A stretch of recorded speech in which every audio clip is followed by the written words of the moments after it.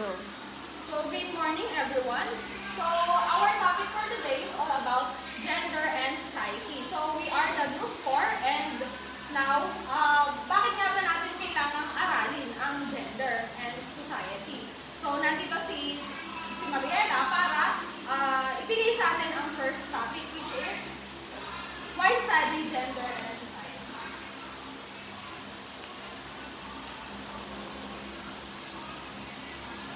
Why study gender and society? So how will you answer if someone asks you, what is the essence of being a woman? So tinanong ito during the Miss Universe 1994 ni Bob Bowen. So sinagot ito ni Miss India or ni Miss Susmita Sen na just being a woman is a God's gift that all of us must appreciate. The origin of a child is a mother and a woman. She shows a mind what sharing, caring, and loving is all about. So, dito sa naging sagot ni Miss India ay pinakita niya kung ano ba talaga yung kahalagahan ng pagiging isang babae. At ito nga sinabi niya na ang babae ang siyang nagdadala ng mga sanggol sa kanilang sinapupunan. At sila din yung nagbibigay ng kalinga at pagmamahal sa isang pamilya at isang lipunan. So, si Miss India ang siyang nakoronahan na Miss Universe 1994. So, kahit na madami nang naging achievements yung mga babae, ay hindi pa rin napag-uusapan yung kanilang mga karapatan. Kaya nung itinanong ito during the Miss Universe 1994, ay madaming naging usap-usapan dahil controversial pa rin para sa kanila yung usapan tungkol sa karapatan ng mga babae. So, kamukha na lang nila Marie Curie, isa siyang scientist na nakadiscover ng polio and radium. So, siya yung nakadiscover din ng treatment para sa cancer. At si Valentina Tereshkova naman, siya yung kauna-unang kababaihan na nakapunta sa space. At dito naman sa Pilipinas, kilala naman natin na si Corazon Aquino, ang kauna-unang naging presidente na babae dito sa ating bansa. At si Tandang Sora naman, siya yung kilala bilang naggagamot sa mga may sakit at mga sibatang revolutionaries na noong Philippine Revolutionary. So kahit na madami na silang naiambag sa ating lipunan, hindi pa rin napag-uusapan yung mga karapatan nila. Kaya naman ngayon, dumako tayo sa mga reports na nagpapakita kung ano ba yung mga issue na kinakaharap ng mga kababaihan tungkol sa kanilang karapatan. So una, a new United Nations report on 2020 reveals that only 47% of women of working age join the labor market, a figure that seemingly did not change at all over the last quarter of the century. So dito pinapakita na kahit nasa tamang edad na yung mga babae, ay hindi pa rin sila nakakapasok sa isang trabaho dahil meron pa rin silang na-experience ng mga hadlang tulad ng discrimination, yung hindi pagbabayad sa kanilang trabaho at kakulangan sa oportunidad para sa mga kababaihan. Sumunod ay 28% of managerial position globally were occupied by women in 2019, almost the same portion in 1995. So mababa pa rin yung mga posisyon na na-occupy ng mga kababaihan pagdating sa mga pagiging manager, mga ganyan, dahil yung mga lalaki pa rin, sila pa rin yung mas humahawak sa mga decision-making roles. Women's representation in Parliament has more than doubled globally, but it has not exceeded 25% Parliament seat in 2020. So dito ay pinapakita na kakaunti ba lang yung mga babae nakakaupo sa Senate, sa mga ganyan. Kaya hindi pa naipapakita talaga or hindi nila nare-represent kung ano ba yung mga kinakaharap na issue ng mga kababaihan dahil nga hindi dito na isasabi sa mga Senate hearing. Sumunod, around 1/3 of the women worldwide experience physical sexual violence from their intimate partner and 18% have experienced violence in the past 12 months. So, malaki pa rin pala yung na-experience na violence ng mga kababaihan, lalo na mula sa kanilang intimate partner. So, kahit sa bahay nila, nakaka-experience pa rin sila ng mga pananakit. Kaya dito, napapakita na yung mga kababaihan talagang nahihirapan sila, lalo na intimate partner pa nila, yun ang aabuso sa kanila. At least 200 million girls and women alive today have been subjected to female genital mutilation across Africa and Middle East. So yung genital mutilation or ito yung pagtutuli sa mga kababaihan, ito yung kultura na ginagawa pa rin sa Africa and Middle East na nakakapahamak or nakakapanakit at nagbibigay ng panganib sa mga kababaihan. At ito din yung parang lumalabag sa mga karapatan ng kababaihan at nagdudulot ito ng masamang epekto sa kanilang kalusugan at dignidad. Laws on domestic violence are not yet universally available, with only 153 countries having such laws. So, hindi pa pala lahat ng bansa dito sa ating mundo ay meron ng mga pinapatupad na batas para sa pagpapatigil ng domestic violence sa mga kababaihan. So, dito napapakita na kaya madami pa rin nabibiktima ng mga violence sa mga kababaihan ay dahil hindi pa wala pang sapat na batas para maprotektahan sila. 1 in every 4 married Filipino women aged 15 to 49 years old experience any physical, sexual, and emotional violence from their partner. So, dito, mataas pa rin. Mataas yung 1 in every 4, 1 in 1/4 na pinapakita na yung mga babae pala na kasal ay nakaka-experience sila ng mga violence nga kamukha ng physical abuse, ganyan, or mga emotional abuse mula sa kanilang partner. Gender-based online social harassment, sexual harassment continue to rise, especially targeting girls and women. So, yung mga harassment na nagaganap sa social media ay mataas pa rin siya at na-experience ito kadalasan ng mga kababaihan. Ngayon, pumunta tayo sa mga opinions on the importance of studying gender and society. So, sabi ng European Institute for Gender Equality, gender awareness raising aims to increase at increasing general sensitivity of understanding and knowledge about gender inequality or equality. So, layunin dito na pataasin yung sensitivity at kalaman ng mga tao tungkol sa gender equality at inequality nga para mas maintindihan nila paano ito nakaka-apekto sa ating lipunan. Sabi naman ni Ashley Murphy, isa siyang freelance writer, gender studies is a relatively new academic field that explores ideas around gender identity and gender representations. It evolved out of women's studies and was heavily influenced by postmodern and post-structuralist theory. So, yung pag-aaral daw sa gender ay isang bagong academic field na pinag-aaralan tungkol sa mga gender identity na at kung paano nilalarawan yung gender sa isang lipunan na at ito nga ay nagmula sa mga gender studies. Sumunod ay si Rose Waits, isa siyang gender studies professor.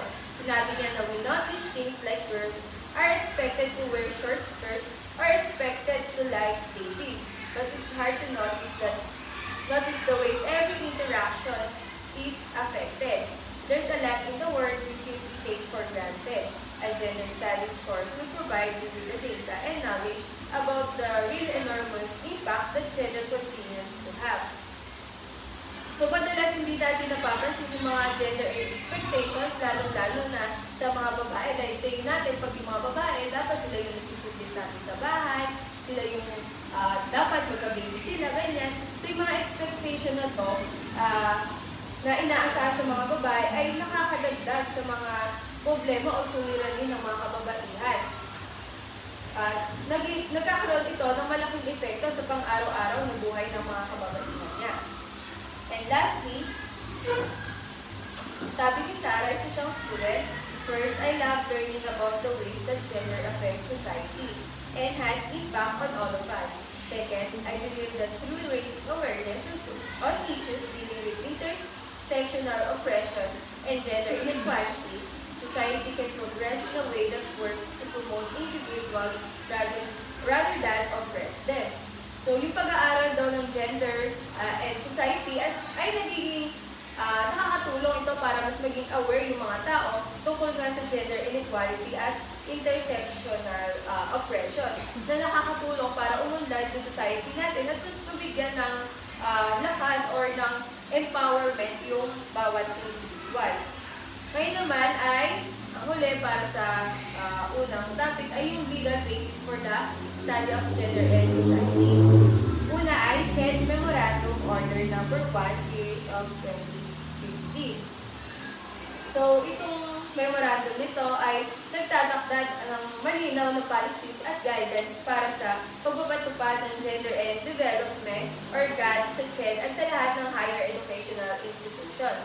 Ang layunin nito ay isama yung gender sensitivity at gender equality sa mga programa, proyekto at aktibidad sa ating mga paaralan. Ito rin ay bahagi ng pagsunod sa Philippines sa CEDAW upang isulong ang women empowerment sa sektor ng edukasyon.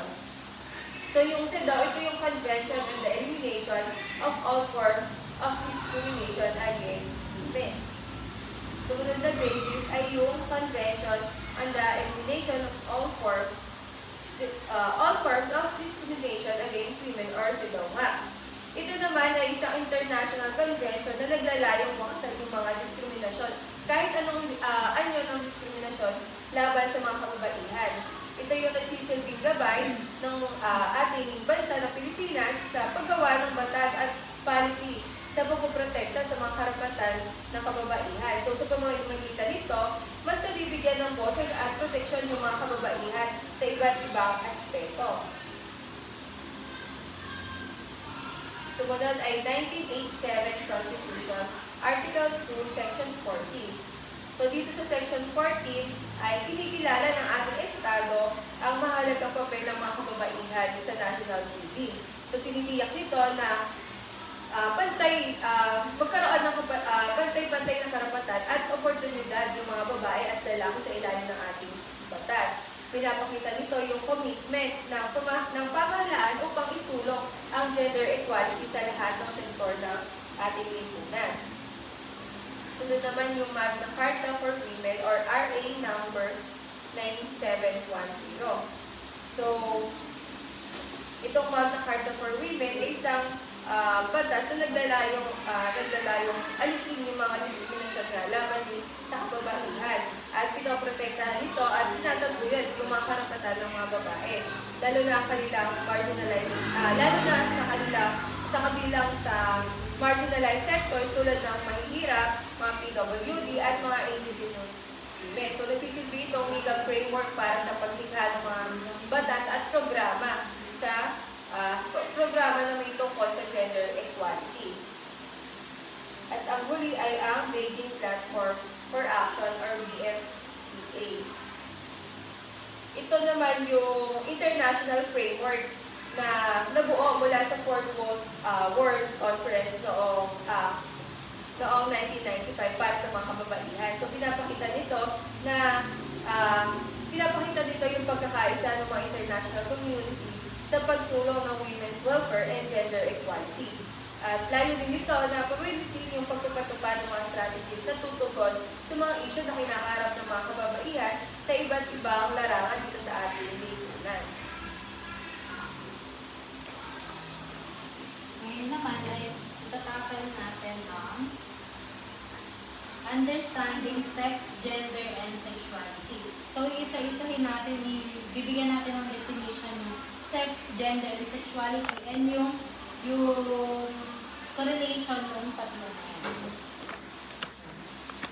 So, have you ever wondered why when you fill out data sheets, you are asked to write down your sex and not gender? Are sex and gender similar or are they different? Di ba, pag nag-fill up tayo ng forms, ang nakalagay ay sex, hindi gender. So, yun yung sasagutin natin na yun. Kung magkamukha lang ba yung sex at gender. So, usually kasi, pag narinig natin yung salitang sex, ang naisip natin lagi ay usually male or female or lalaki or babae lang. Pero sa sociology kasi is mas binigyan siya ng mas malinaw na definition. Na ang sex ay hindi lang siya yung kabog male and female lang or babae o lalaki. Dahil according sa mga sociologists or according sa mga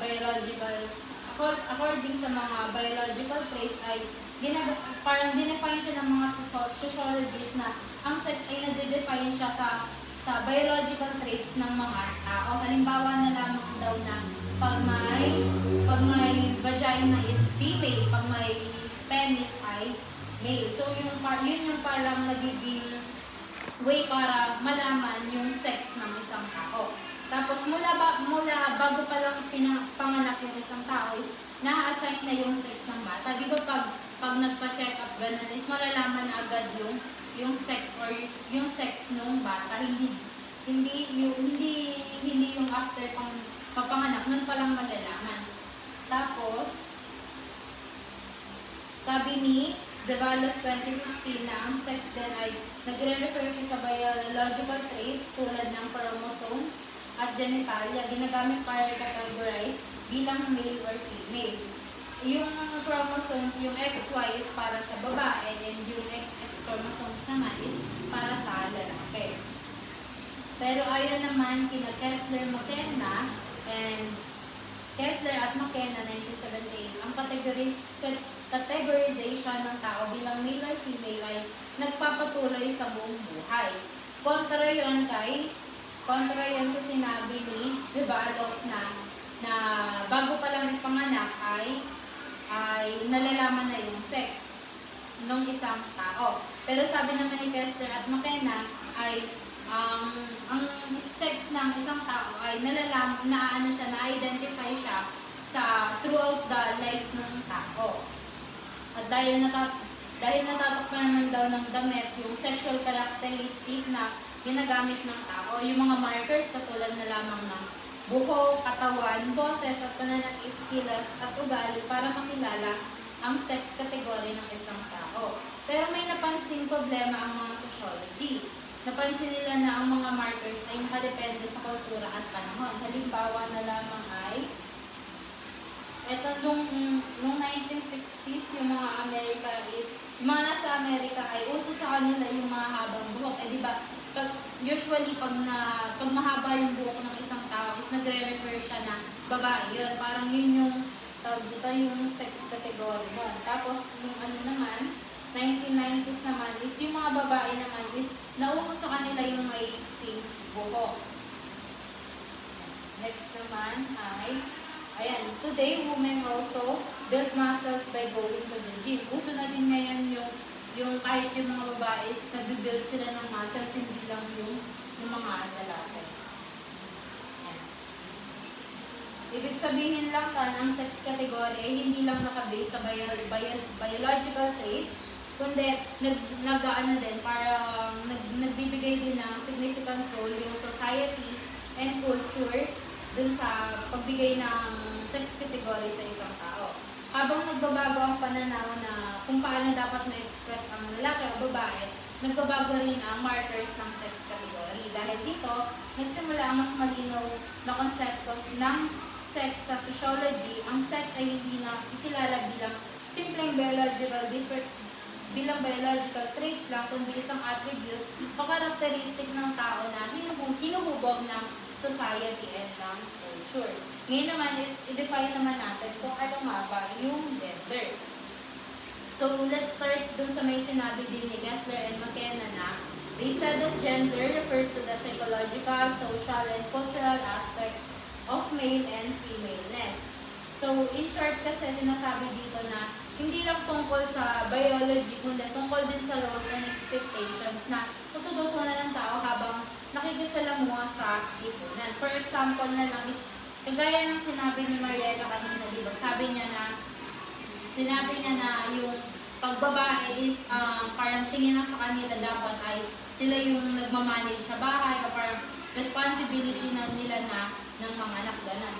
Tapos yung sa lalaki naman, di ba dati is parang ang ina-expect sa kanila is sila lang yung pwedeng magtrabaho, maghanap buhay, gano'n.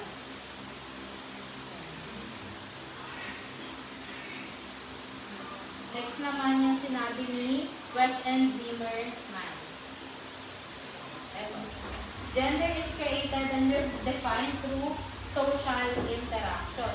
So, in-explain niya na mas malinaw na yung gender is hindi daw siya something na permanent kagaya ng sinabi sa sex. Yung sex kasi is na-identify na siya pag ultrasound, ganun, makikita na agad kahit nasa tiyan pa ng mother yung bata. Pero dito, yung gender kasi is parang, ang tawag dito, parang parang yung society kasi yung nagbibigay ng gender dun sa isang tao. Halimbawa na nga lang is yung parang nagbibigay siya ng expectation dun sa isang tao. Sabi naman ni Miller Stein, sabi niya na ma-identify yung gender ng isang tao based sa 4 na kategory. Una, yung traits, masculine, feminine, ganon, ideologies, ito naman yung mga roles or yung mga expectation ng society na maging actions ng mga tao. Behaviors naman, yung behaviors katulad na lang na, di ba pag sinabi na babae dati is tahimik lang, demure, ganon. Pero tapos, socialization naman yung family influence or on gender norms. Ayan. So, sa Batas 2050 naman, nagbigay din siya ng redefinition na sinabi niya na gender is concept that describes how society organizes sex categories, attack cultural meaning to men's and women's roles, and help individual understand their own identity. Kasama dito hindi lang ang pagiging babae o lalaki, kundi pati pagiging transgender or yung lesbian, gano'n. Tapos, sinabi din niya na nag-involve nga na social norms, yung mga sinabing traits din kanina ni Miller and Epstein, yung mga yan, parang sinusupport lang niya. Tapos, sabi ni Connell 2050 naman, dinefine niya naman yung gender as social structure. Pero karamihan sa mga nagsabi nito is, dinedefine lang talaga nila yung gender as parang yung talaga, society yung nagbibuild or parang nag-aano sa kanila, nagbibuild sa kanila para malaman nila yung true identity nila.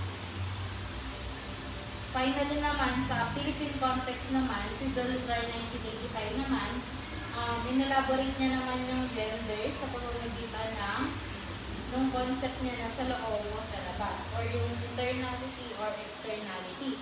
Sa panloob, it means yung personality, yung gender identity, yung roles niya sa society, yung preference niya, and yung emotional connection niya. Sa external side naman, ito naman yung biological sex, clothing, meaning, and yung mannerisms and behaviors. So, sa pag-summarize kung ano nga ba yung gender, hindi lang siya about sa biology, kasi yung sa sex yun, yung sa sex kasi yung ang pinatutuunan talaga nila is yung biological traits ng isang tao. So, tapos yung sa naman, sa gender naman, hindi siya about biology, pero about siya sa social and cultural construction, and it change over time depende sa culture and pag-express nung sinabi ni Salazar na internality and externality. So, gender is created and recreated through our interaction with society. So di ba, sinabi ni Silo, sabi, socially constructed roles and expectation. Tapos, basta parang sinabi dyan na na nagbabago nga daw yung gender ng isang tao based dun sa parang mga na-experience nga niya sa society. Ngayon naman, masculinity versus femininity. So, masculinity muna ang i-define natin. Yung masculinity, nagre-refer kasi siya sa behavior, roles, and relationship that society usually connects with men. For example, pagiging, act as a leader, aggressive, ambitious, analytical, assertive, athletic, competitive, defensive, dominant, and forceful. Kumbaga, ito kasi yung mga behaviors na na na parang ina-expect ng society pag isa kang lalaki. Tapos, yung sa femininity naman is, ayan, yung affectionate, cheerful, shy, light, compassionate, does not use harsh language, eager to hurt the soothe, hurt feelings, feminine, flatterable, gentle, and gullible. So, eto kasi mga to is pareho siyang socially constructed. Ibig sabihin, hindi lang sila natural or biological, nabubuo rin sila batay sa culture at norms ng society. Pero may biological factors din na pwedeng maka-influence like yung hormones sa babae or yung physical traits ng mga lalaki. Kaya masasabi natin na masculinity and femininity are, mix sila ng biology and social expectations. Next naman ay yung sexuality. Yung sexuality naman, it describes the sexual feeling, attraction, practices, and identity of a person. Ibig sabihin lang, it's about, parang, ito yung nag-aano na, attracted ka or paano ka nakikipagsalamuha sa ibang sexual aspect. At kung paano mo naiintindihan yung sarili mo in terms of sexual identity. So, ito naman yung types of sexuality. Ayan, una, straight or heterosexual, attracted to opposite sex. Kumbaga, yung parang straight na gay, gano'n. Ayan, gay, attracted to, hindi, yung opposite sex, yung straight ka na babae, straight ka na lalaki. Yung gay naman, attracted to the same sex. Ayan, lesbian naman, women who are attracted to other women. Yung gay, parang lalaki sa lalaki, diba ganun? Tapos yung lesbian, babae sa babae. Bisexual, attracted to both men and women. Asexual, people who do not feel sexual attraction to anyone. And so sexuality is about who we are attracted to and how we define our identity in terms of sexual preference. It is important to remember that sexuality is diverse and people can experience it in different ways. Kaya naman i-define natin yung pagkakakonect-connect ng mga to. Masculinity and femininity are socially constructed roles and traits na usually ina-assign ng society sa lalaki at babae. Yung katulad lang na in-example kanina na pag lalaki ka, ina-expect na strong, gano'n. Pero pag sa babae naman, caring, gentle, gano'n. Yun lang naman yung pag-summarize ng doon. Next naman.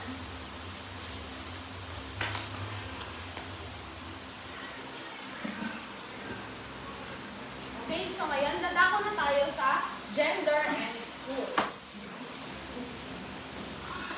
So, ang sabi, socialization is the process through which people learn and acquire the characteristics of the social group to which they belong. Kumbaga, dito sa socialization, dito natin na-a-adapt kung ano yung mga traits, qualities na nakikita natin sa ating paligid.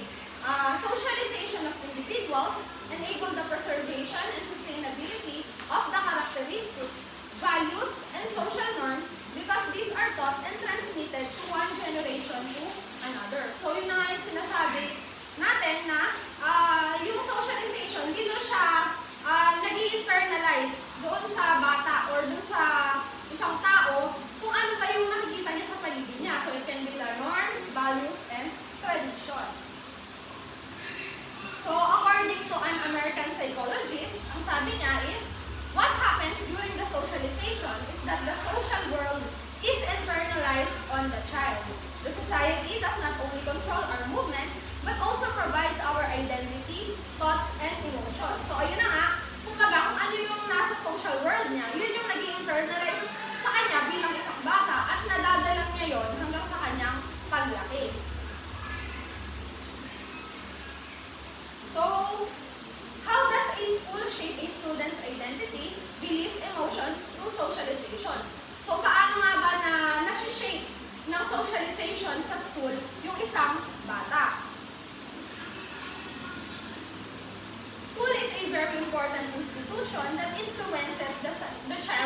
socialization. Kumbaga, yung school, yun yung place talaga na nangyayari yung socialization natin from our family. Kasi yung unang socialization natin sa ating mga family members. And then, pag nag-school na tayo, doon na mag-start din talagang socialization natin to other people. So, doon na natin, or yung mga bata, bilang isang bata, doon na nila natututunan yung mga ibang bagay. So, natututunan din nila na mas marami sa mga executives or yung mga successful is yung mga lalaki compared sa mga babae. Kumbaga kapag sinabing mga executives, kumbaga yun na yung mga lalaki yon. And then pagka mga babae, ina-assume na yung mga babae is para lamang sa mga lower positions.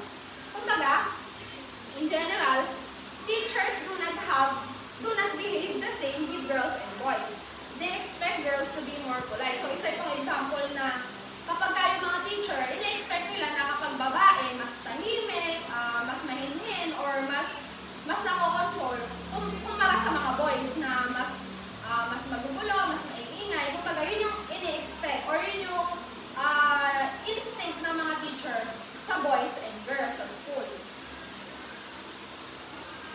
So, they also attribute to the girls the progress of their efforts, while attribute to the boys the intellectual capacity and talent. Kumbaga, ang instinct din ng mga teachers or yung naiisip din ng mga teachers na kapag ang mga babae ay successful sa academics, is talagang pinagtatrabahuhan ng mga babae yun. Kumbaga, talagang nagsisikap yung mga girls para ma-achieve yun. Pero, ang ina-expect naman nila sa boys, na kapag yung boys yung nag-excel is, kumbaga, naturally na yun. Taglay na talaga ng boys yung talent na yun, kaya siya nag-excel. Ngayon naman, kapag nag-fail naman yung mga boys, ina-expect naman nila na hindi hinusayan yung mga boys yung kanilang gawain para kaya sila hindi nag-excel. Kumbaga, naturally, meron silang taglay na talent, pero hindi nila pinaghusayan. Parang gano'n.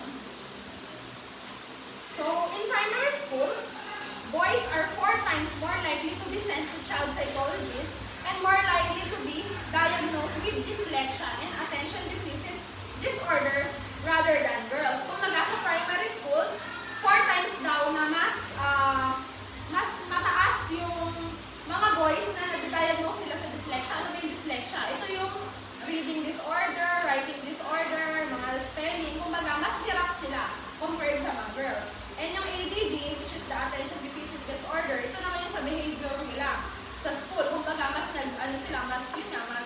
magugulo, mas hyper, ganyan. So, yung mga boys naman is more likely na mag-repeat ng grade. Ito yung nangyayari sa primary school. Nagre-represent yung mga boys ng 58% na nag-i-enroll para sa mga special education. Kumbaga, 3/4 of school suspension din ay nag-i-involve ng mga boys. Kumbaga, mas marami yung mga school suspension or yung mga boys na yung school suspensions na nag-i-involve sa mga boys kumpara sa mga girls. Sa adolescents naman, yung mga lalaki din are mas madalas na mag-repeat class, mag-drop out, at yung sila yung nag-misbehave sa class. So this data simply suggests that boys, not girls, are the victims of a significant gender discriminations in school. Kumbaga, nakikita natin sa mga data natin na ito na mas madalas na maging biktima ng gender discrimination is yung mga boys talaga at hindi yung or mas yung boys kesa sa mga girls. So, they are asked to be more quiet, remain-seated, and repeated reminded to behave in class. Kumbaga, mas sila yung nakukuna noong teacher na maging tahimik or tahimik boys, ganyan. Sila yung mas laging nire-remind na maging maayos yung behavior sa class compared sa mga girls na lagi namang nakupuri. Kasi teachers give praises on the girls' behaviors naman. So, kayo ba? Na-experience nyo na ba na ma-discriminate sa school? So, ngayon, dadako na tayo sa role ng teachers at peers sa school.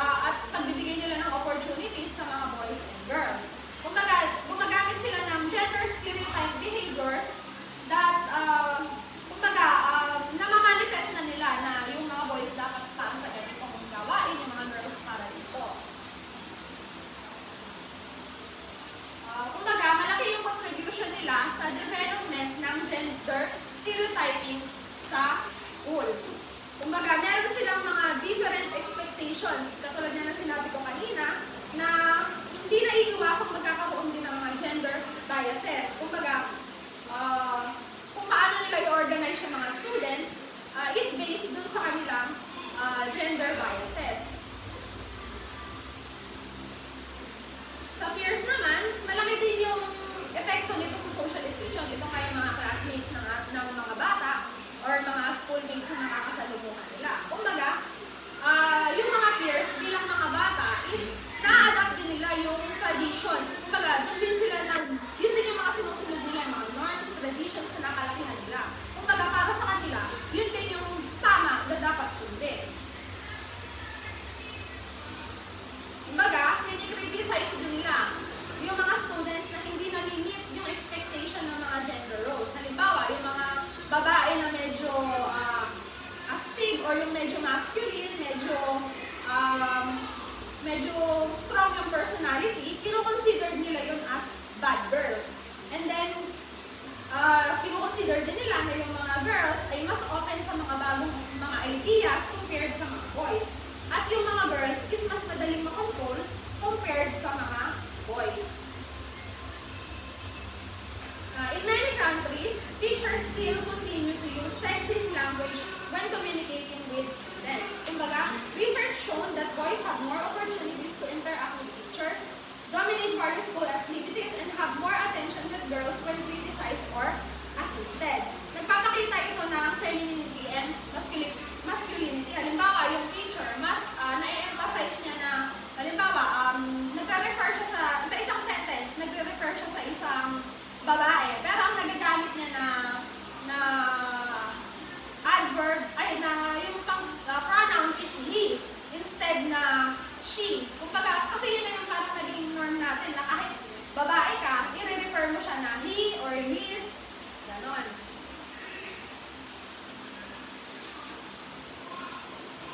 In general, teacher believes that they do not take into account the gender of the students when they explain and announce that they see students as their children. Kumbaga, hindi nila nakikita or hindi nila napapansin na nangyayari na pala yung gender biases and stereotyping.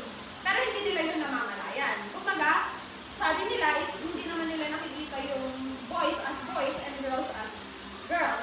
However, minsan, hindi pa rin naiiwasan na mas meron pa rin na mas papaboran nila dito sa bagay na to is yung mga girls, and mas papaboran naman nila sa ganitong bagay yung mga boys.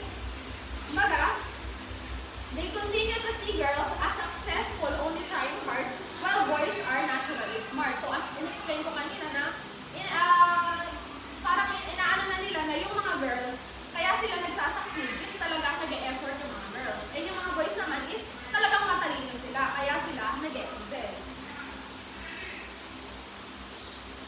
Although most teachers believe they give equal treatment to girls and boys in the support of their learning, focus group interviews with students and classroom observations of teacher-students interaction showed a balanced treatment is rarely achieved. So yun nga, kahit na hindi man namamalayan ng mga teacher or para sa kanila, equal treatment yung nabibigay nila sa mga estudyante nilang boys and girls, may mga focus groups or yung parang mga research na nagsasabi na hindi madalas na-achieve itong balanced treatment na ito sa mga boys at mga girls. Kumbaga, yung mga boys, mas nakaka-receive sila ng mga negative attention from the teacher. Mas sila yung mga napupuna, kumbaga lagi silang nasasabihan na ng ganito, or parang mas nagiging favorable para sa mga girls yung teacher.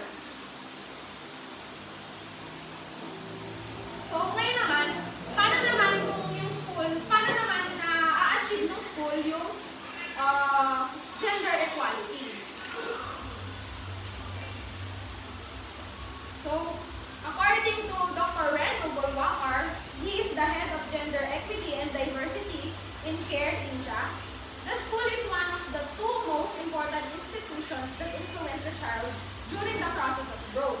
Thus, it is important that the school promotes gender equality. So, yung school daw, isa sa dalawa na pinaka-importanting institution. Kaya yung school, isa siya sa mga dapat talagang mag-promote ng gender equality. So, ito yung mga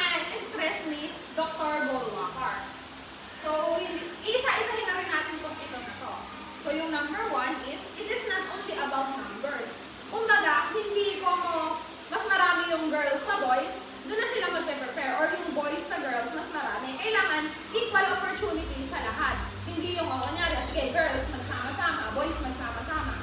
Eh kung mas marami yung number ng isa, kailangan equal pa rin. At equal pa rin yung opportunities para sa kanila.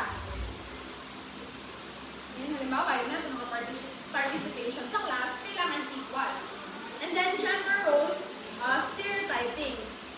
This promotes both girls and boys for all types of sport, vocational courses, and subjects. Kumbaga, hindi ko basketball, hindi na pwede yung girls. Kumbaga, kung kaya ng girls, pwede rin naman. So, depende sa characteristic ng bata. So, pwede silang mag-sports kahit hindi sila lalaki. Integrating life skill and gender equality. Age-relevant gender and life skill orientation for both girls and boys help building emotional resilience, emotional intelligence, decision-making, mutual respect, assertive skills, and leadership skills. So, importante din daw na yung school ay nagbibigay ng life skill orientation for both girls and boys. Kumbaga, nakakatulong ito para ma-boost yung kanilang confidence. Number 4 is safe and security. Kumbaga, kailangan yung school, doon sa school, dahil yun nga yung ating pangalawang tahanan as mga bata, kailangan na-feel ng bata na sila ay safe and secure kahit na girls man sila or boys, kailangan ma-feel nila yung security nila doon sa loob ng school.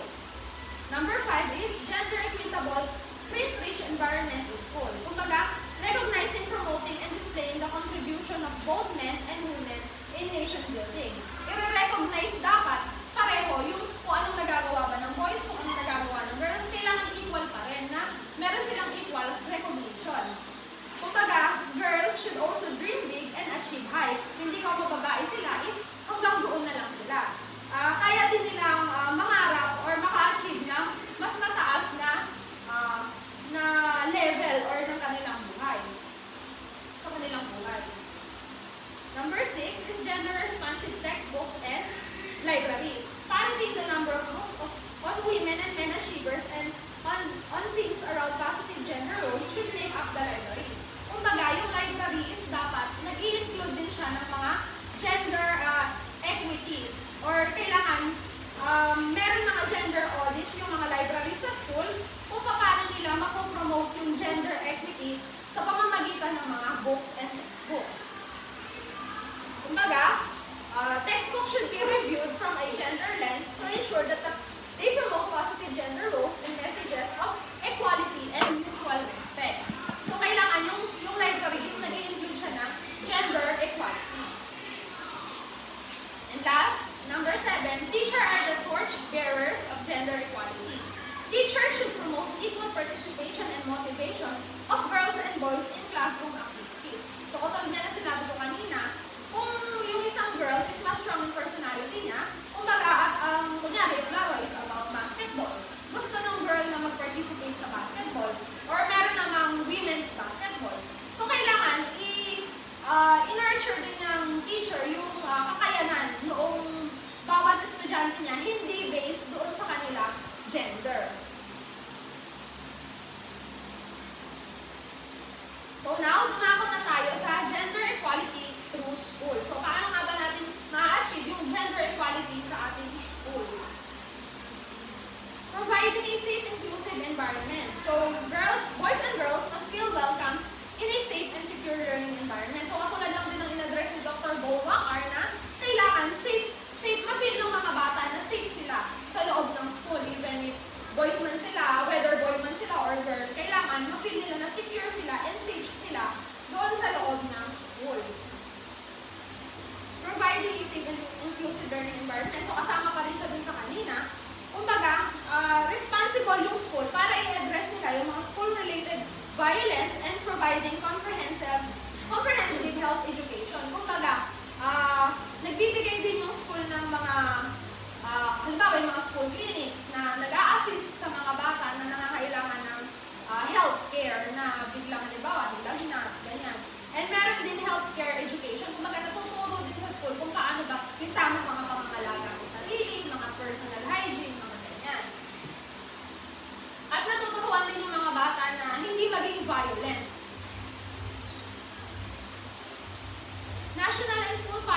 should target school-related violence. Kumbaga, ito yung sinasabi natin na meron na tayo ngayong Republic Act na nag-state ng Anti-Bullying Act. Kumbaga, this is the school-related violence is pervasive issue in some countries. Violence can be physical, psychological, or sexual. Kumbaga, approximately 246 million girls and boys experience some from our school-related violence, estimated globally in 2014 UNGEI 2017. Kumbaga, nape-prevent na ngayon sa school yung mga violence na ito dahil nga meron tayong Republic Act na nagsasaad ng Anti-Bullying Act within the school community. Gender-sensitive facilities can increase the time girls spend in school. Dito naman, ipinapakita na importante na meron tayong mga palikuran na hiwalay yung mga girls and boys. Kumbaga, meron mga palikuran na para sa mga girls and para sa mga boys. Lalo na yung mga girls na dumadaan na sa adolescent period na nagkakaroon na sila ng menstruation cycle. Kumbaga, importante na meron ng boys, ng comfort room for boys and comfort room for girls. So, pinapakita dito na only 9 of 44 countries did more than 75% of primary schools have single-sex facilities. Kumbaga, 75% pa lang ang merong mga single-sex facilities. Gender equality in education requires unbiased curricula and textbooks. Curricula and textbooks should be free from gender bias and promote equality in gender relations. Ito naman yung mga textbooks, dapat nag-i-include sila ng mga, or hindi sila nag-i-include ng mga gender bias dun sa kanilang nilalaman or yung content ng mga textbook na yun. So, kailangan yung nilalaman ng textbook na yun is for both girls and boys. Kumbaga, walang biases. Comprehensive sexuality education. This is to equip children and young people with empowering knowledge, skills, and attitudes. Encourage students to delay sexual activity and have fewer sex partners and less frequent sexual contacts. Kumbaga, ito naman yung mga seminars or yung mga itinuturo sa mga bata or ini-equip yung mga children na kung paano sila maging mas aware na dapat meron lang silang isang sexual partner as much as possible and hindi pa nila dapat gawin yung sexual contacts na yon at an early age. Kumbaga, para kaiwasan yung mga HIV, yung mga ganyan. So, dapat yung mga school, in-inform din nila yung mga bata about sa mga HIV awareness, mga ganyan. Textbook increasingly cover gender issue, but progress is insufficient. Kumbaga, women remain underrepresented or when included are relegated to traditional roles such as housework and childcare. Kumbaga, ito parang pinapakita dito na yung mga babae pa rin ay hindi pa rin sila masyadong nare-recognize. Kumbaga, kung na-include man sila, lagi silang nire-relate sa mga traditional roles katulad ng sa mga gawain bahay, yung mga pag-aalaga ng mga bata, which is hindi na siya appropriate sa panahon ngayon. Kasi ngayon, kahit kung ano na yung nagagawa ng mga boys, is kaya na rin gawin ng mga girls. So, states have an obligation to periodically review and revise curricula, textbooks, programs, and teaching methods to ensure that they do not perpetuate harmful gender stereotypes. Kumbaga, meron yung mga Human Rights Council as gumagawa na ng mga hakbang para ma-revise yung mga curricula, yung mga textbooks na ito at yung mga programa para masigurado nila na hindi na makaka-apekto sa mga bata yung mga harmful gender stereotyping na mga ganito. So, teacher practice in the classroom is partly shaped by their assumption and stereotypes about gender, which in return affects students' beliefs and learning. Kumbaga, yung teacher talaga is may malaking impact siya sa kung paano ba masishape yung mga bata or yung stereotyping na nangyayari doon sa classroom. So, kailangan maging maingat si teacher sa stereotyping. So, meron namang 3 signs of gender discrimination in the classroom na dapat nating malaman by Mashalin. So, first is behavioral discrimination. Ito nga yung in-expect ng teacher na kapag maglalaki, agad-agad parang malikot, ganyan, hindi makontrol, while yung mga babae is tahimik. So, hindi dapat ganon. Kasi may mga bata naman na depende sa sarili nila kahit naman boys is babe pa rin sila. So, hindi natin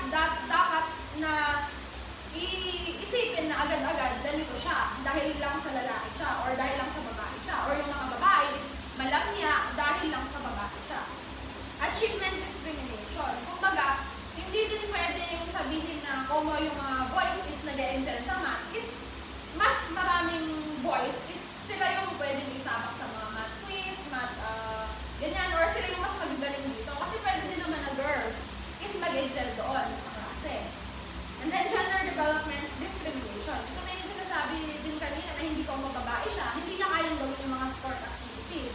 Kumbaga, nasa sarili pa rin niya yun. Kung yun yung kaya niya, yun yung talent niya or skill niya, hindi dapat i-discriminate na kung babae siya, hindi niya kayang gawin yung ganito. The differences between boys and girls are sometimes celebrated and sometimes lamented. Kumbaga, meron talagang pagkakaiba yung boys and girls. So, hindi na talaga natin maikakaila yun. Kumbaga, ito na nga yung nag-led sa inequality sa mga gender. Pero, in the past, the dominant belief was that a woman's place was in the home, so girls didn't need the same level and type of education as boys. And in many professions, women weren't welcome and were told they couldn't possibly handle the work. Kumbaga, dahil nga ganun, hindi maiiwasan na yun yung nakalakihan natin, hindi maiiwasan ngayon na isipin na yung mga babae hanggang dito na lang at hindi nila kayang mag-excel katulad ng mga boys. Today, girls and women have many more opportunities. Kumbaga, sa panahon natin ngayon is iba na. Kumbaga, unti-unti gumagawa na rin ng mga pangalan yung mga babae. Hindi na lang para sa mga lalaki. Kumbaga ngayon, kung anong kayang gawin ng mga boys, kaya na rin ng mga girls. So, ito din yung kailangan i-emphasize din sa school na yung equality nga is hindi ko mo girls ka, dito ka na lang, and boys ka, ganyan ka, malipot ka, magulo ka, hindi mo kaya gawin yung mga ganito. Kailangan equal pa rin sila. Despite or regardless of their gender. So, ito yung mga example na kailangan ba pagka pink clothes, kailangan babae lang yung magsusuot, hindi ba pwedeng mag-pink yung mga boys? Or pagka blue ba, kapag nagsuot yung babae ng blue, masculine na agad, hindi ba pwedeng magsuot yung girls ng mga blue na damit? And then, kapag ba naglaro ng doll, or kailangan para sa mga girls lang yun, tapos kapag naglaro naman yung babae ng track, agad iisipin na lesbian siya or what, hindi ba pwedeng lagandahan siya din sa laruan? And then, girls can cry, but boys cannot. So, hindi ba pwedeng emotional din yung boys, kaya pwede rin umiyak yung boys? Kumbaga, yung dance class for girls and football for boys, so katulad na yung sinabi ko, yung mga babae ba, hindi pwedeng mag-volleyball, hindi ba pwedeng mag-basketball? And then, yung mga lalaki ba, hindi sila pwedeng maging dancer? So, kumbaga, kailangan may inclusive environment and equality. There are so many differences in the way that boys and girls are raised that by the time they get to school, it can be very difficult for teachers to treat them equally and overcome the gender stereotypes they've already been taught. Kumbaga, nahihirapan din naman talaga yung mga teacher na iwasan yung mga gender biases na ito. Pero as much as possible, kailangan pa rin i-apply ng teacher na hindi siya maging bias at maiwasan ang mga stereotyping na ito. And meron tayong trivia bago ko tapusin itong part ng ating school and gender school na ito.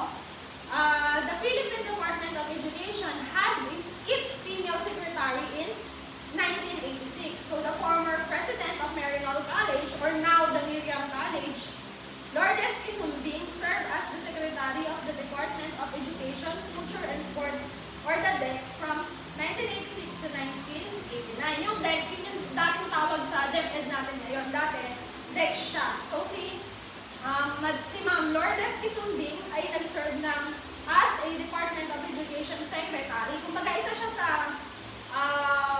ini-embody niya na, or isa siya sa patunay na hindi hadlang ang gender para sumakses tayo or maging ma-achieve natin yung gusto natin. Kasi siya nga, ayan nga, naging secretary nga siya ng Department of Education. Kumbaga, isa siya sa patunay na kung kaya ng boys, kaya din ng girls. So now, dumako na tayo sa gender and work.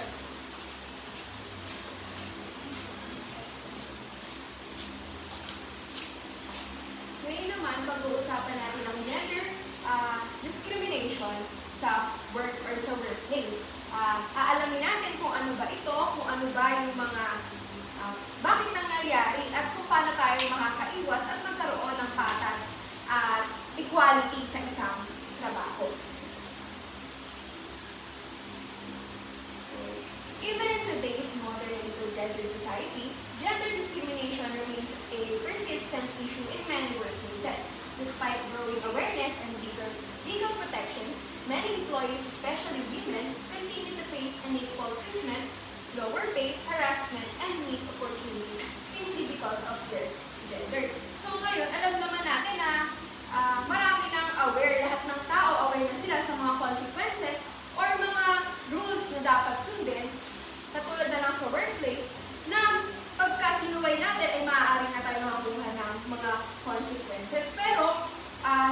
nangyayari pa rin ang gender discrimination.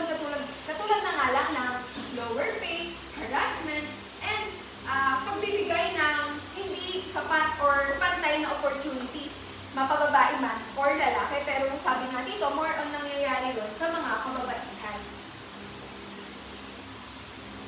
And my question dito, why would someone resign?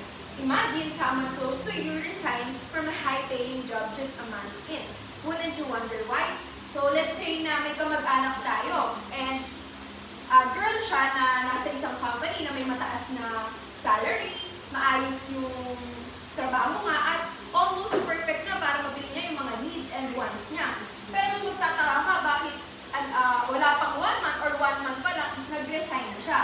And dahil yon sa mga nararanasan nila sa environment nila doon sa workplace or sa pinagtatrabahuhan nila. Katulad na nga lang no sinabi ko kanina na harassment and discrimination and judgment sa mga katrabaho niya na natatanggap niya. Pati na rin sa mga pagtatanong sa isang bago kasi magtrabaho or sa job application, nabasa ko rin na tinatanong sa mga kababaihan na kung may balak ba silang mag-anak or may anak na sila. And isa yon sa pag-discriminate or judgment sa isang kababaihan.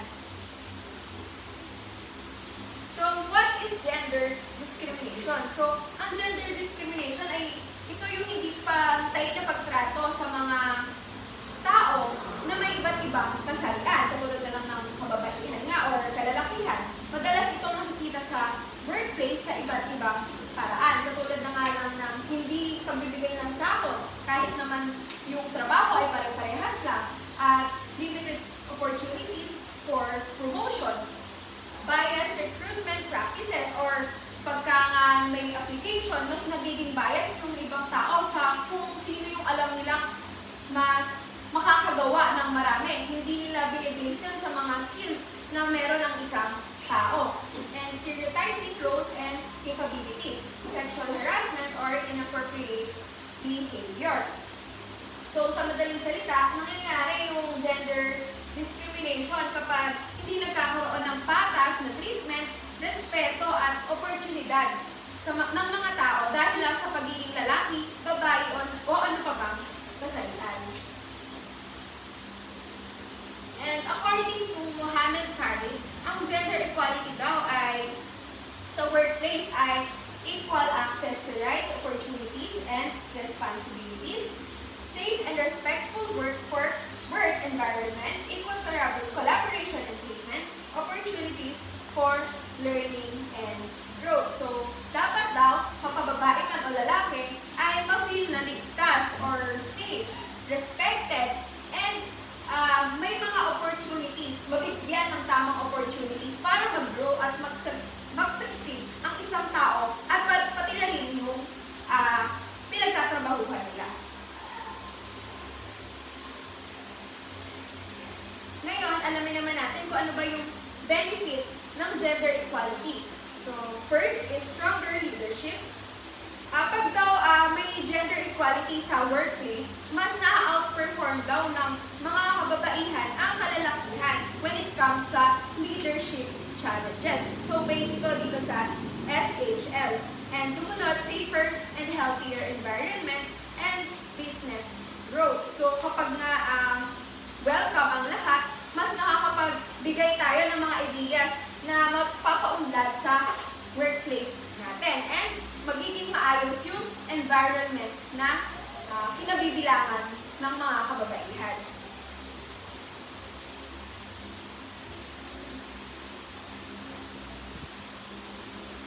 Ayon naman kay Vic Fiesta ng Investing in Women,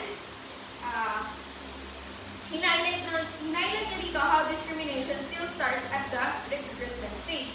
So, 1 in 6 Filipino women are asked about pregnancy plans. So, yun nga yung nasabi ko kanina na lahat ng mga nag-a-apply na babae or hindi naman karamihan na lang na nag-a-apply ng mga kababaihan ay tinatanong kung may balak ba silang magkapamilya or may pamilya na dahil sa tingin kasi ng iba na may malaki itong hadlang sa pagtatrabaho nila or sa work nila. And maternity leave is longer than maternity leave, reinforcing caregiving expectations. So, nabasa ko rin na syempre pagka buntis na buntis ka habang nag-work ka, so may maternity leave ka. So, mas mahaba yun. And for them, mas sagabal nga yun sa pagtatrabaho. So, mas pinipili nga nila yung mga lalaki dahil hindi naman sila yung mga anak and hindi din sila yung mag-leave ng mahabang buwan. So, women in the Philippines earn 5,000 pesos less than men for the same work. So, kahit nga same lang sila ng experience and skills, napapansin dito na mas mababa pa rin ang tatanggap na sahod ng mga kababaihan. Why progress is slow? So, 42% of women report gender discrimination at work.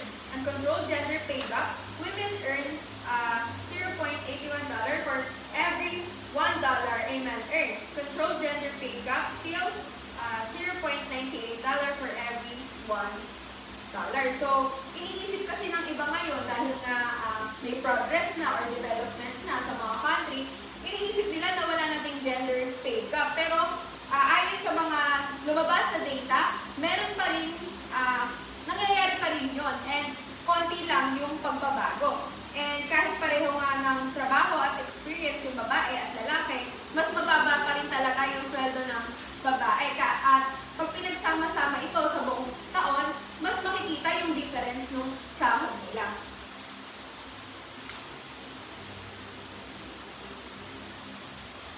So, why it happens? So, IPF's Jeannie Rometty shows that even successful women often need decades of loyalty and performance to reach top positions, something often not required of male counterparts. So, eto, si Jeannie Rometty, na-experience niya na mag-work ng 32 years para maging CEO ng IBM. So, makikita natin na yung year na tinagal para maabot niya yung pagiging CEO ng isang company na yon. Malaking achievement yon para sa kanya. Pero kung titingnan natin, makikita natin yung hindi pantay na oportunidad na kailangan pa pala patunayan ng isang babae ng ganong katagal para lang bigyan siya ng oportunidad na makuha ang pagiging CEO. So, sobrang tagal niya nabigyan bago makuha yung mataas na posisyon na yon. Now, alamin naman natin yung steps toward equality. And first one nga is remove bias. So, dapat kailangan muna natin tanggalin yung bias sa pag-iisip natin or sa trabaho nga. And pangalawa, yung dapat nasa isip natin na kapag kaya ng lalaki, kaya rin ng mga babae. And makakatulong ang ma-remove yung bias na yun sa through training or pagpapractice nila ng tamang language na hindi makaka-offend sa mga ibang kasarian and pag-iwas sa pag-stereotypes. Yun yung kasabihan na pagkababae hindi na kaya. Pag malalakas lang na lalaki, yung kaya nilang trabahuhin. So, next is focus on results, not identity. So, kailangan i-recognize natin yung mga outcomes na nagagawa ng mga kababaihan.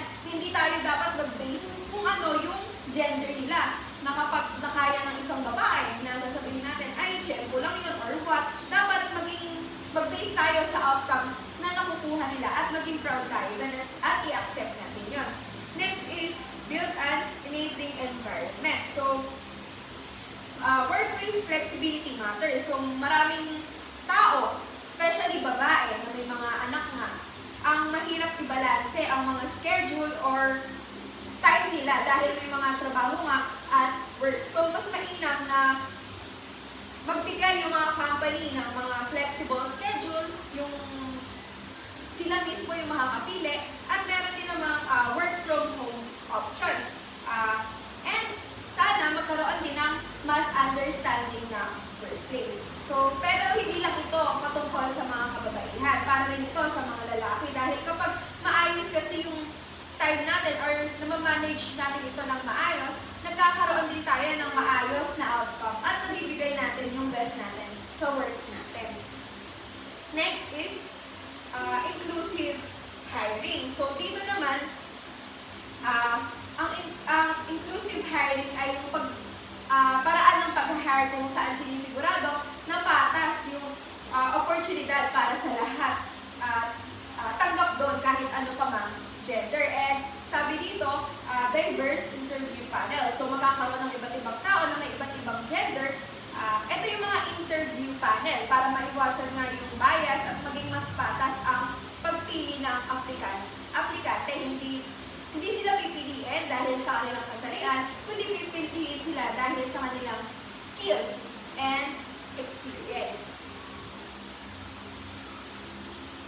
And ito yung pinakalas sa para ma-improve. So, train the managers. So, for the train managers, often unknowingly perpetuates bias. Solutions: first, train managers on gender loss, focus on performance-based evaluations, and encourage inclusive leadership practices. So, malaki kasi ang impact ng isang manager sa workplace. And karamihan, mas napapansin kasi natin sa isang workplace, sa mga manager pa nagsisimula yung mga discrimination and yung mga pagkakaroon ng mga biases.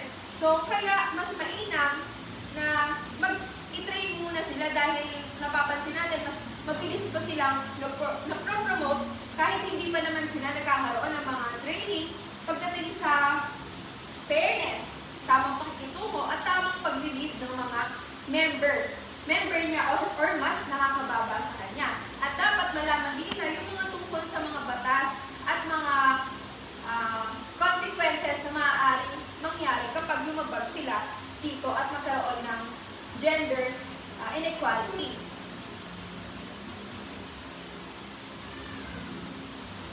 What can you do starting today? So, lahat naman tayo may malaking tulong para maiwasan to. At unang-una naman dito ay speak up against bias. Pangalawa, support inclusive policies. Pangatlo, keep learning about gender issues. And panghuli, be a role model for fairness and respect. So, ang gender equality kasi ay hindi lang siya policy. Ito ay patungkol din kung paano mag-isip ang isang tao. So, kung gusto natin ng respeto, fairness treatment at walang discrimination, judgment, or harassment na nangyayari sa company or sa workplace natin, dapat magsimula din tayong gawin yun. Gawin natin yung mga makakabuti para mas maiwasan natin na magkaroon nga ng gano'n, simula muna sa sarili natin bago natin ayusin yung mga iba pa. And bago natin sundin tong mga to. At kung patas kasi yung kumpanya sa atin or sa mga tao, lalo na sa mga kababaihan, magiging mas maganda yung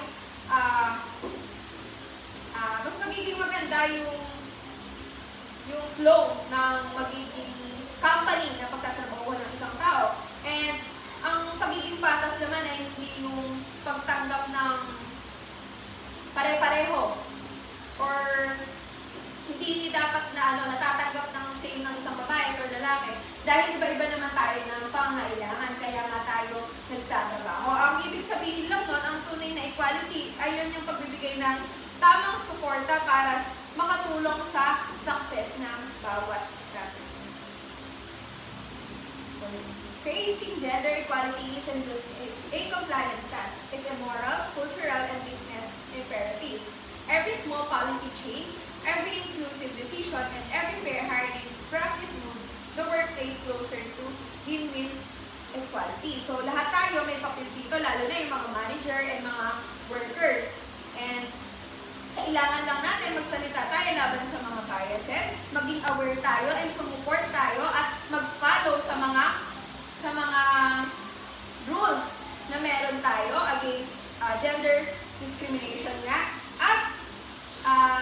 At panghuli, tumulong tayo para magkaroon ng equality or kung saan welcome ang lahat ng nagtatrabaho.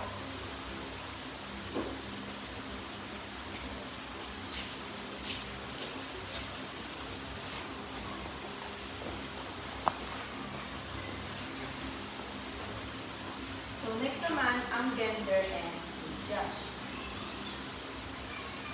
So what is media? So media refer to the various communication channels used to relate information to people.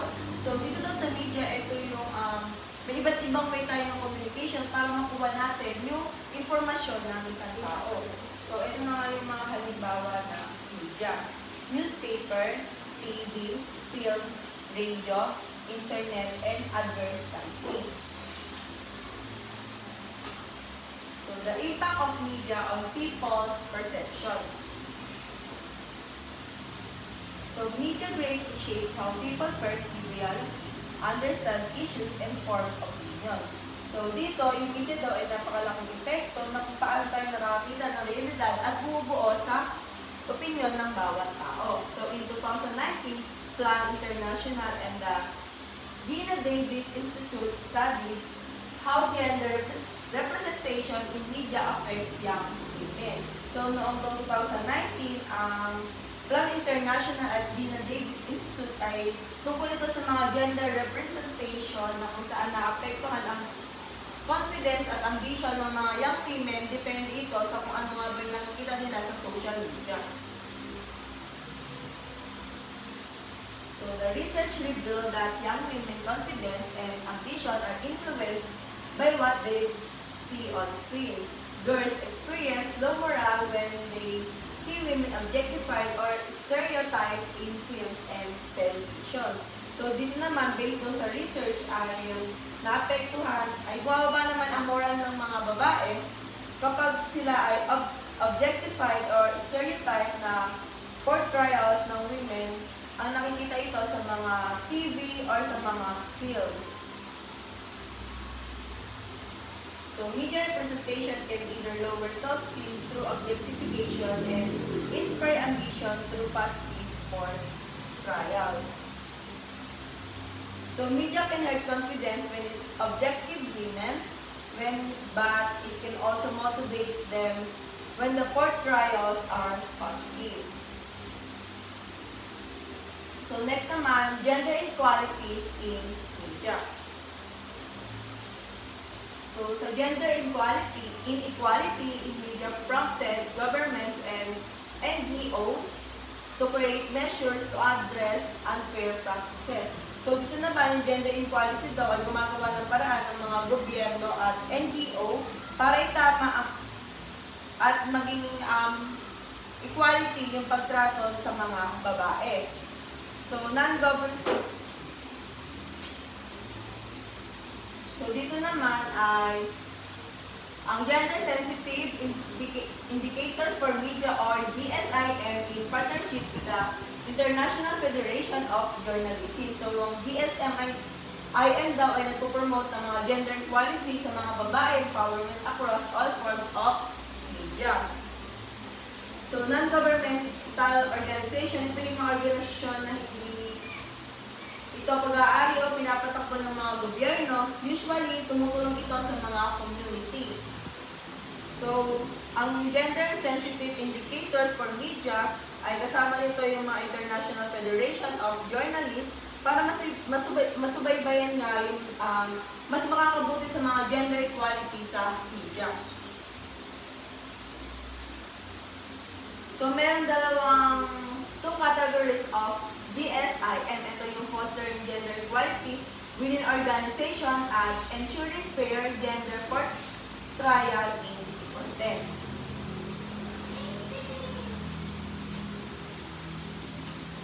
So, next naman is media representation of women.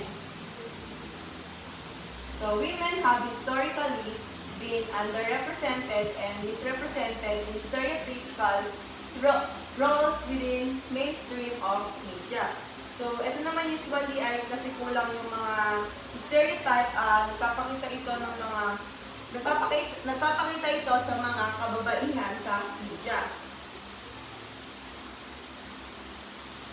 So, according to Gay Tuchman, 1978, developed the concept of symbolic annihilation to refer to the underrepresentation of women in a narrow range of social roles, while men were represented in a full range of social and occupational roles.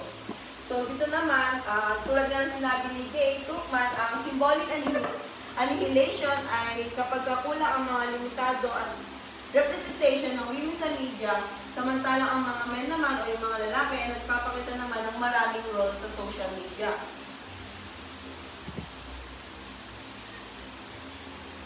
So, isa pa sa sinabi ni Tuckman, ang mga babae daw ay mga nire-represent nila yung mga linked to gender stereotypes, particular na yung mga related sa mga housework and motherhood.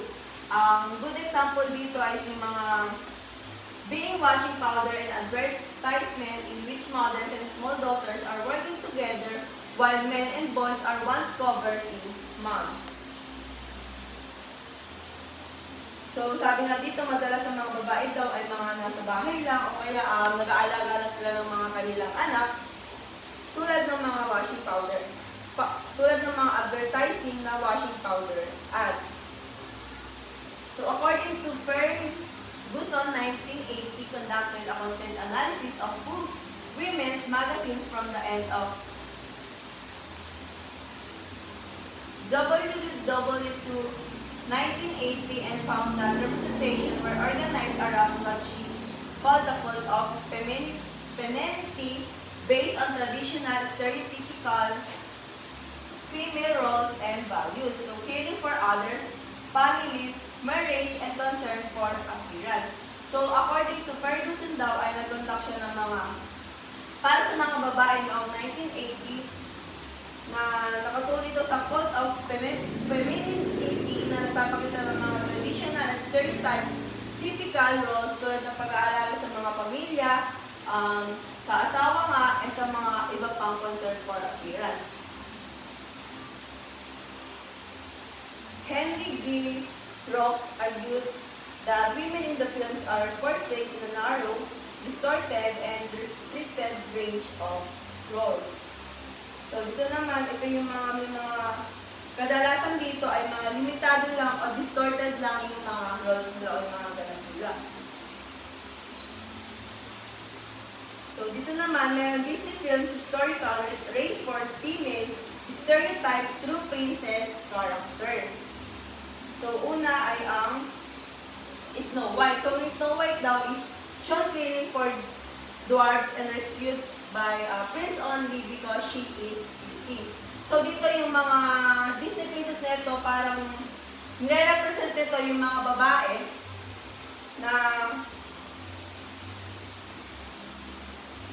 nagpapakita ito sa media. So, Beauty and Beast Bill endures an abusive beast and is expected to redeem him through patience and love. So next naman is The Little Mermaid. Ariel sacrificed her voice and identity just to win the prince with her beauty.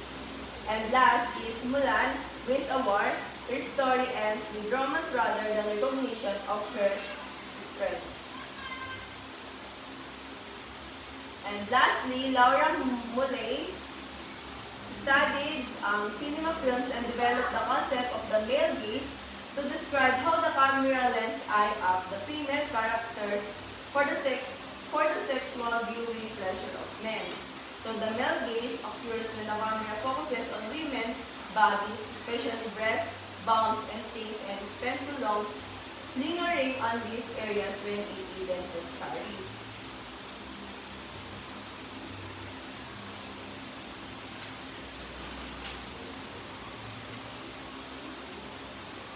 So, ang mga Disney films na yun, ang mga kadalasan nagpapakita ito ng mga traditional female stereotypes tulad ng mga pagiging pasibo o nakakatuon ito sa mga pag-ibig. So, simula nga noon, nagbago ang mga roles ng women sa society. So, noong 1970, women ay nagsimula pumasok sa mas maraming roles at nagsimula din ang magkakaroon ng mga equality with men.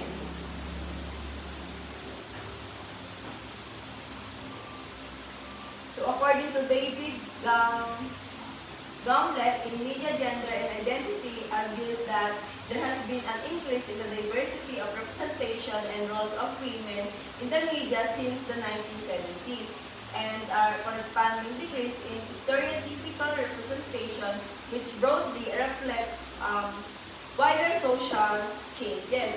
So, dito naman sinasabi niya ni David na Since 1970 ay dumadami ang iba't ibang roles ng women sa media at bumababa ang mga stereotypical portrayals na sumasailalim nito sa mga mas malawak upang mabago ang ating lipunan.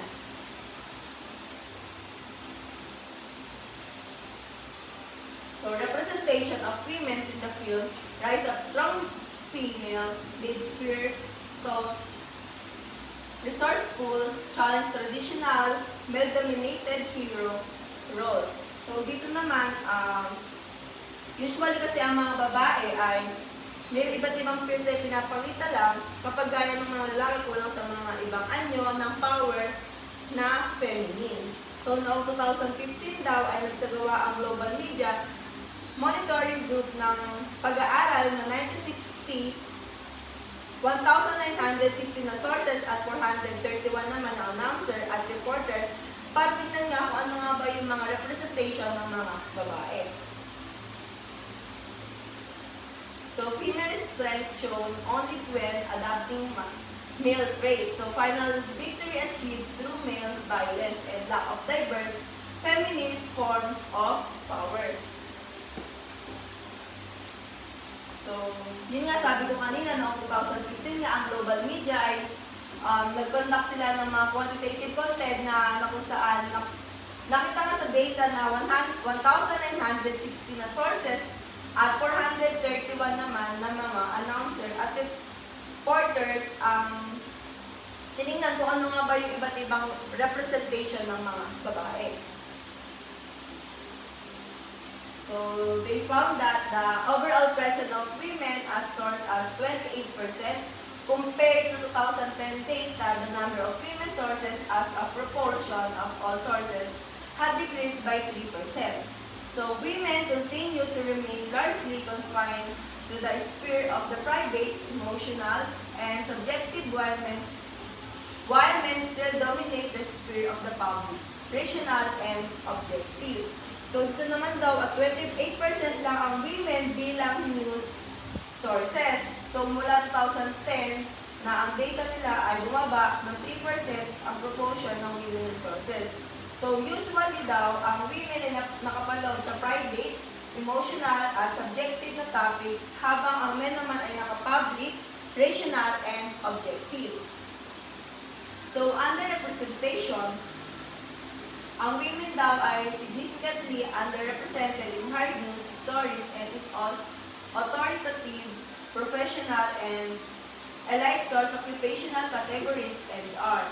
Instead, significantly overrepresented as voices of the general public, homemaker, parent, student, and child. The occupational groups most worker, office of service, industry worker. So, associated with women works such as health.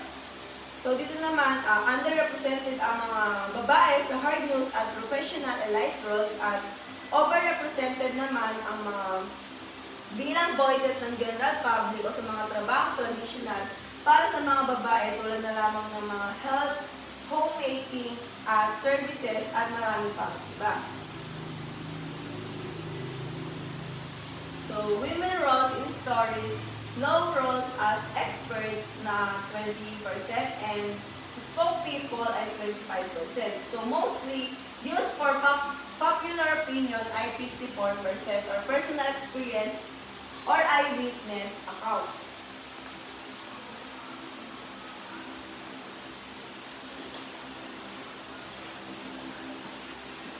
Tapos dito yung sa part na daw si Ate Berlin mag-explain.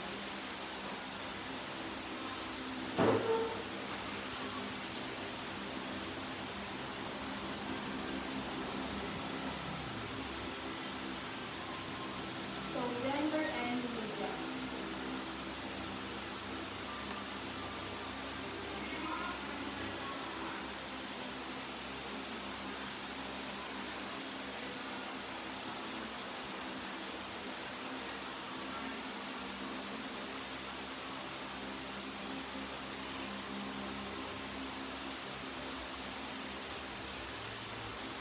So, dito sabi, it is digitizing media.